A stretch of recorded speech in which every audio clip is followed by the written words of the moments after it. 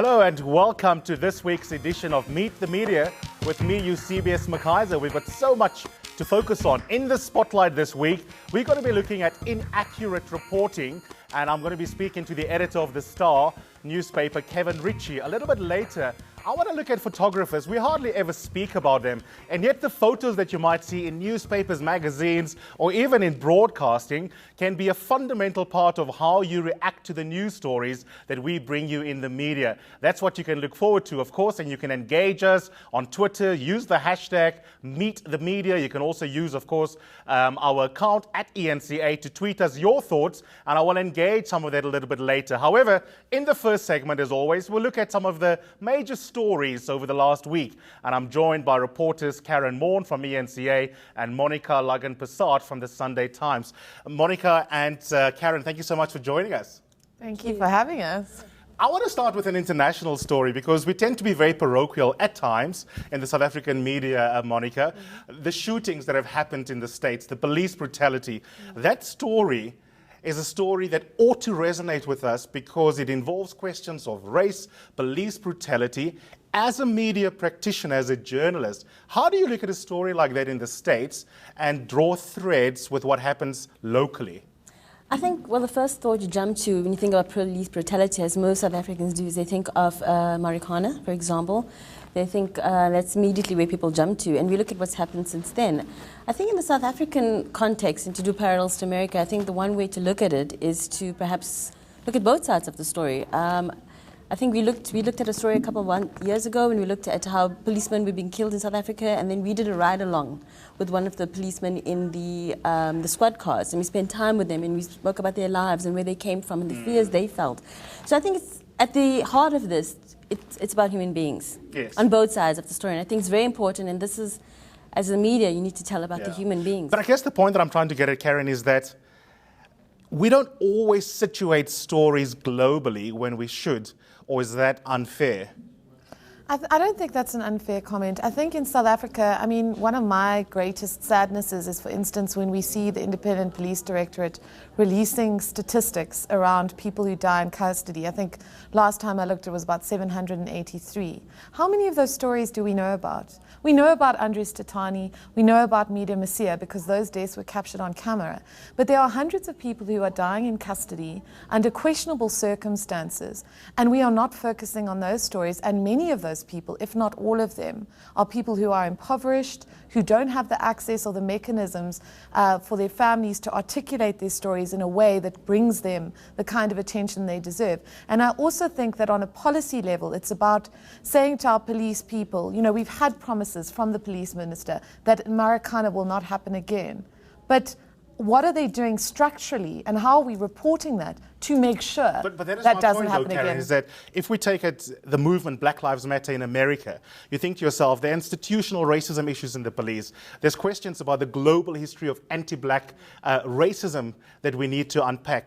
We need to talk about the foundations of violence that most modern societies are based on, Monica. And my question is simply, do we as journalists in South Africa, even as commentators like myself, do we read enough? Are we historically enough in how we frame these issues? No, I don't think so. I don't think we look at the issues deep enough, and especially with regards to what's happening. And like Karyn said, go look at the very heart and what policies are being drafted. Are we still, and somebody brought something up last week, for example, we look at police brutality, and it was, probably like more than a decade ago, when there was the shoot to kill. Are we still living on that? Have we moved on from that? Absolutely. In the Cato manner, I mean, those stories come from those times. Absolutely. I want to move forward, though, before we run out of time. I mean, we've got all the newspapers here. I've looked at them. It is remarkable to me that Oscar is not on the front page. Both of you have covered Oscar for the longest, and you've done great journalism around that. Does that mean the Oscar story is one that we can finally put behind us? I hope so. Are you tired? I'm exhausted. I think South Africa is also exhausted at the same time. I think people want to move on. They want to move on to the next story. They want to see other forms of justice. They want to hear about other people who've been murdered that haven't been necessarily famous. And I think we can move on from that. Do you agree with it, Karyn? I don't, you know, on a structural level, I think Oscar Pistorius is the best thing that ever happened to the National Prosecuting Authority. It's enabled them, and also in some respects to South Africa, because before all this stuff happened with Oscar, there was this fermenting racial tension. Every time you listened to talk radio, people were phoning in and understandably outraged about the latest, you know, video or social media post. There were some quite interesting discussions happening.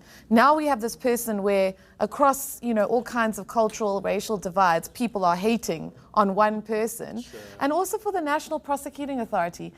You know, the spy tapes petition has sort of drifted, potential spy tapes petition has sort of drifted away as we all become subsumed by this Pistorius narrative. And I mean, I saw the head of media for the NPA conducting a Twitter poll.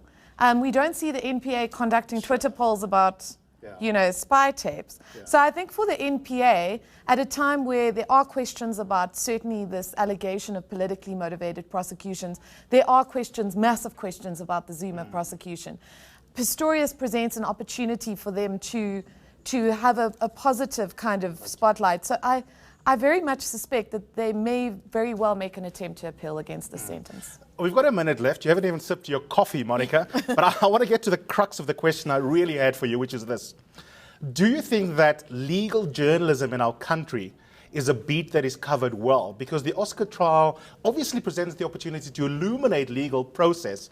But like you alluded to a little bit earlier with your comment, there's a lot happening in the magistrates' court, various parts of the judiciary, beyond constitutional law as well. Do we cover the judiciary adequately in the South African media? I think to some extent we do, and I think there are some reporters out there we do, but I do think that in particular court reporting is a dying breed, and legal reporting, there are very few people out there who are incredibly good at it. Karyn, for example, is basically a lawyer at this stage, deserves an LLB, but that's what happens when you spend so much time in court. And I think there are very few people like that, and you know, people just report what's happening in court, and that's easy to do. It's simple just to report verbatim, but to do the in-depth analysis and understand the Constitution and understand how the law is applicable and what it means to break that down. I don't think there's enough of South African media that's doing that. Absolutely. Thank you both for coming on the show. Thank you for having us. Thank you. And that, of course, was Karyn and Monica. Monica's with the Sunday Times. Check out her story today in the Sunday Times. And, of course, if you stick to eNCA, you will always see some of the excellent legal reporting from Karyn Maughan. Remember to tweet us at eNCA. We ask the question next. Are journalists anti-intellectual and lazy, or do errors happen because of the nature of our work?